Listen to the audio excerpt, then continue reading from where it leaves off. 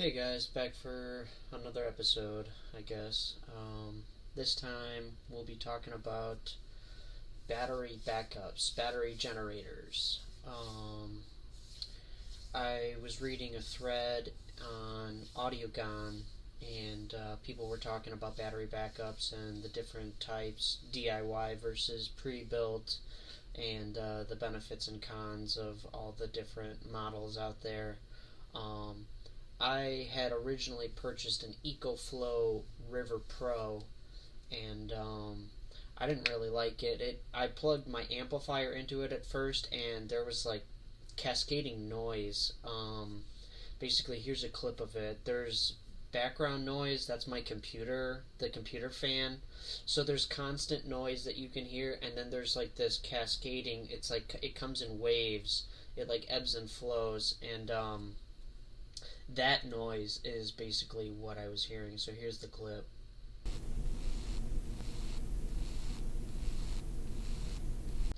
Um, as you can tell, it completely killed like quiet passages in songs. If it was orchestral and it got quiet, or even any kind of song that got quiet, you'd hear this noise, and basically killed the experience for me. So I returned it, and I bought I'm not sure how to pronounce their name. I pronounce it Bluetti.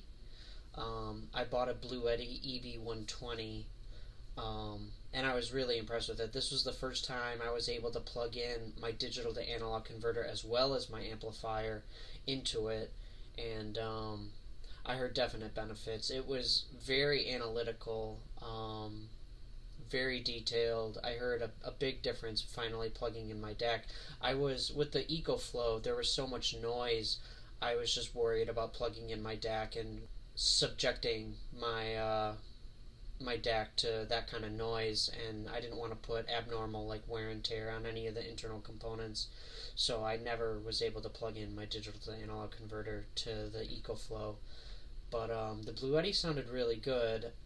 In the Audiogon thread, people were saying that building your own with a specific brand of inverter sounded on a completely different league than Bluetti or EcoFlow or Goal Zero. There's a bunch of different manufacturers of battery generators, and they were saying that this one brand called, again, I don't know how to pronounce it. I pronounce it Giandel, Giandel.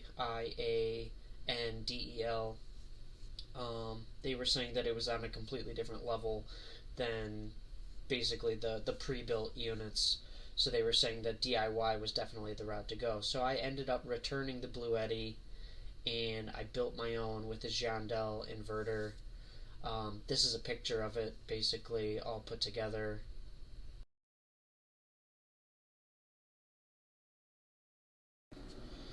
Here you can see in the top right corner, as I turn the unit on, the voltage slowly increases from 0 to 120 volts AC. Um, I recommend turning the unit on first and then plugging in whatever, if you have like a digital to analog converter that draws wattage, even at idle or even on off, I recommend waiting for the voltage to increase fully before plugging the unit in. As you can see in this video, the viewing angle of the screen is not the best. You kind of have to be looking directly at the screen to see what's going on. I'd say it has like a 15-degree viewing angle. You really have to be looking directly at it. That's one of my only gripes with the unit. And then in this picture, down in the bottom right corner, you can see that my audio rig is drawing 60 watts, approximately 60 watts. The wattage draw is not perfect because I know that my digital to analog converter draws around 15 watts on idle. Even when the unit is off, the analog board never turns off, so it tries to maintain its temperature by draining energy from the wall or from the battery even when the unit is off. When the unit is off, the wattage reads 0. So I know it's not perfect. 60 watts isn't exactly what my unit is drawing, but it's close enough. It's probably within, maybe 5 watts of what the actual draw is. It sounds really good. Here's a few points. My initial impressions were, one, that it's very smooth. Basically, it cuts down on sibilance and reduces like glare slash noise. It has a more even tonal response. It sounds a smidge darker to me, and it makes my specific setup have less of a need for upper mid range equalization. Um, a song that used to be pretty hot on these headphones, it didn't sound hot at all. Really, it completely killed the harshness that was there before. And I have heard songs that are still hot, but that's just my setup basically, and it's also the song. The song is ridiculously hot, so it's a bit of an unfair test. Um, I found with the Giandel inverter that sounds seemed to emanate from pure blackness, pure silence. It was like a stark representation of the sound or the vocal or whatever it was. It just like popped out. It was on a completely separate layer from all the other layers, from all the other sounds. It pretty cool. It makes it easier to pick apart the different track layers. I found that bass remains very clean, but it gains a little bit of oomph in the breath region, what I call the breath region, which is probably like 150 hertz and above, or maybe even a little bit lower, but around 150 hertz to 200 hertz, that region, it has more oomph to it. I find the impact region is probably like 85 to like 100 hertz. The impact region seems perhaps a smidge lower in respect to the breath region now. So certain songs that I would turn it up and I'd get this really nice impact in the impact region.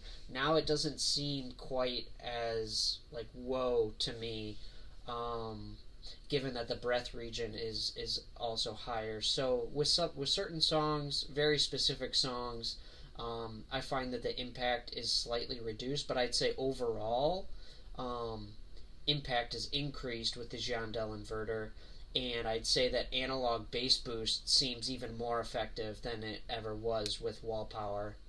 Um, I'd say the Giandel sounds a bit more refined than EcoFlow or Bluetti.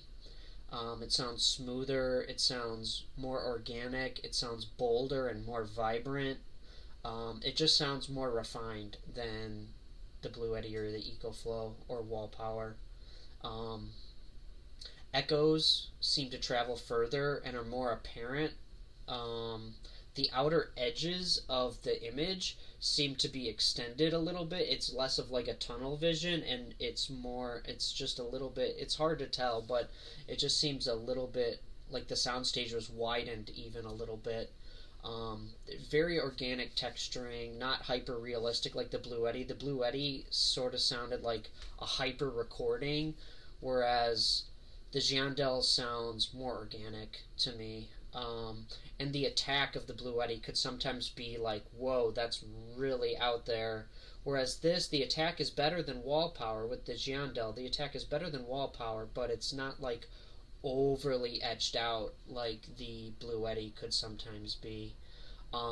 Treble seems to ring true to me, in quotes, ring true. It sounds very natural, impeccable tonal character, awesome extension. It's not every single treble like hi-hat that you hear sounds crazy, but when you get the right recording, it's just like, wow, that's so realistic. That sounds really, really good. I'd say overall the treble is a little bit sweeter. I think the Giandel sounds sweeter than wall power, and it sounds sweeter than the Bluetti. Um, it's easier to differentiate bass pitch. I find myself hearing layers to the bass, and also when bass goes up and down, I can really follow the bass riff a little bit better on the Giandel than anything I've heard before.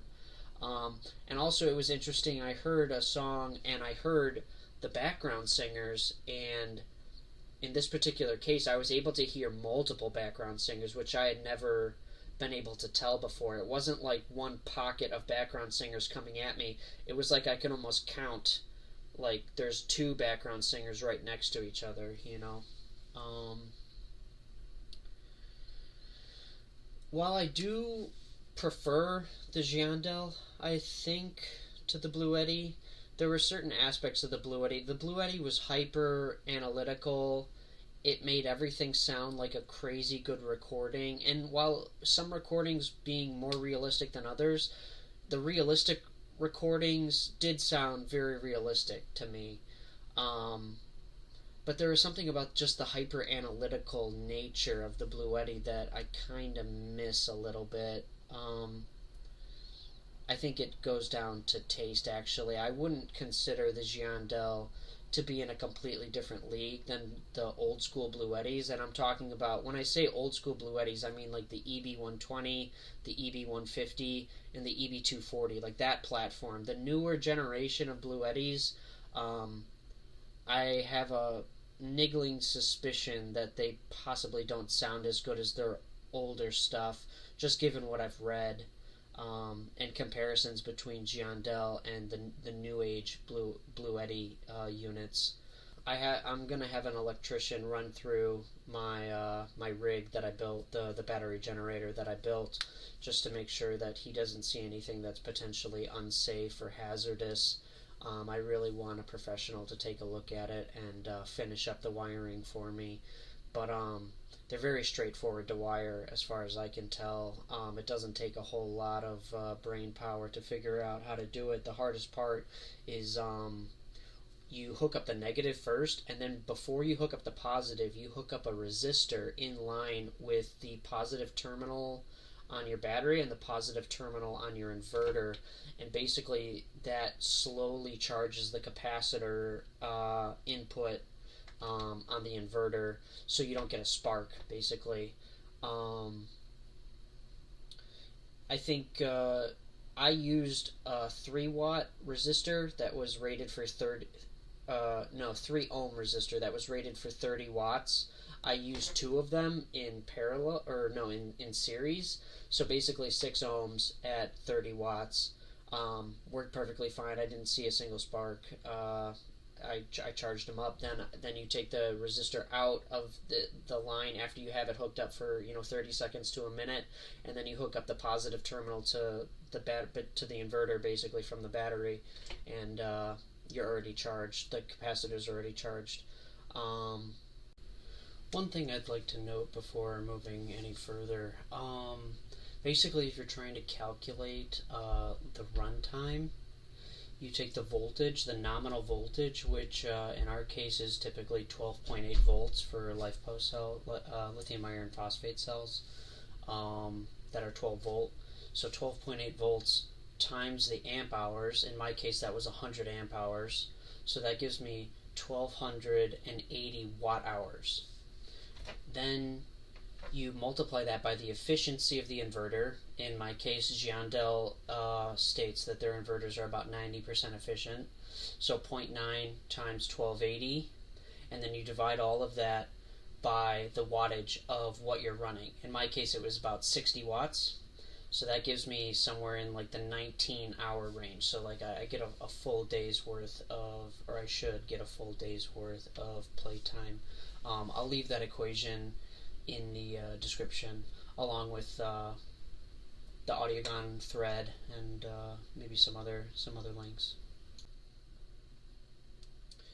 Would I consider it worth it? I'm not sure. I have vintage gear. I have a Nakamichi TA2A amplifier, which was built, I want to say, in the 80s or early 90s. I'm not sure. It was Nakamichi licensed some technology from Nelson Pass, or the Threshold company, called what they coined as stasis technology. And it's older. It's got a huge transformer in it, but it's not the quietest amplifier, to be honest with you. The only reason why I get away with using it as a headphone amplifier is because I'm using vintage planers, which are ridiculously insensitive, more insensitive than like a T50RP. So I don't have any noise issues, but if I use efficient dynamic headphones, there's some noise, like an HD 650, um, or any efficient dynamic headphone, basically. Um, would I say it's worth it? Um, I think depending on where you are in your rig, I'd consider it worth it. I think if you're happy with the digital to analog converter that you have, and you don't plan on upgrading it anytime soon in the future, if you have the amplifier that you're happy with and you don't want to upgrade, if you've already spent money on cables, I think it's probably worth it. If you're looking for that next upgrade, if you're just pinching bottlenecks in your rig at this point and you're pretty much settled on everything, I think a battery might be worth it for you, depending on the age of your gear and the quality of its power supply. I think newer equipment has better DC capabilities and like smoothing out the ripples in the semi DC. You can get extremely low noise. I'm not sure if that is going to help. I can't tell you, because it might be that there's noise in your AC line, in your AC mains power, like from the wall, that there's like radio frequency noise and whatnot that isn't getting filtered out by any power supply, new or old. I'm not really sure on the benefits of a battery generator for newer equipment that already has ridiculously low distortion from the power supply. So, with my old gear, I can definitely hear a pretty big benefit. It cuts deeper into the track right away, it sounds bolder. Um, so, I do think that there is a benefit, but whether or not you're going to hear a difference, I'm not sure. Um, I might recommend that you go to Max Oak or Bluetti on eBay. Max Oak and Bluetti are basically the same company. It's like I think Max Oak is the parent company for Bluetti. You can go to their eBay vendor pages, search up one of the older units like the EB120, EB150, EB240, and buy whichever one is the right size for you, and just listen to it. And if you don't like it, return it. If you do like it and you want to build your own, return it. They have a 30-day free returns policy. You don't even pay for shipping. They give you a prepaid shipping label. They seem to have very good customer service. They respond, within 24 hours or 48 hours, it seems to me. Um, they seem to care about their customers. Um, so it kind of sucks using them like that. But again, if you're not that into DIY, I think you could buy a Bluetti and be perfectly happy, like not feel the need to upgrade to a Giandel inverter. Um, so depending on where you are in comfort level on DIY. As you can see from the one that I built, I cut pieces of wood to mount the inverter above the battery and to sandwich the battery together. Also, the threaded rods kind of create like a couple handles that I can pick the entire unit up with. I put some feet, some like sticky feet on the bottom. They're hard plastic with like a foam adhesive. I stuck them to the bottom of the wood so that it can slide around on the hardwood and not scratch everything up. Um, so depending on your comfort level with DIY, maybe it's better to just buy something from Max Oak. They have pretty good prices right now. I don't know if that's Christmas sale or what, but seem to have pretty decent prices right now. Also, it's worth noting that the Bluetti units come in a nice rugged hard case with a handle.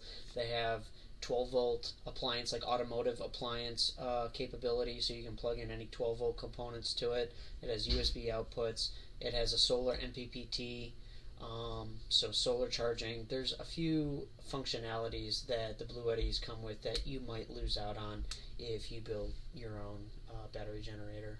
So yeah, if you're thinking about building an inverter yourself, if you have any questions, definitely leave a comment. Let me know what you guys think, and happy listening.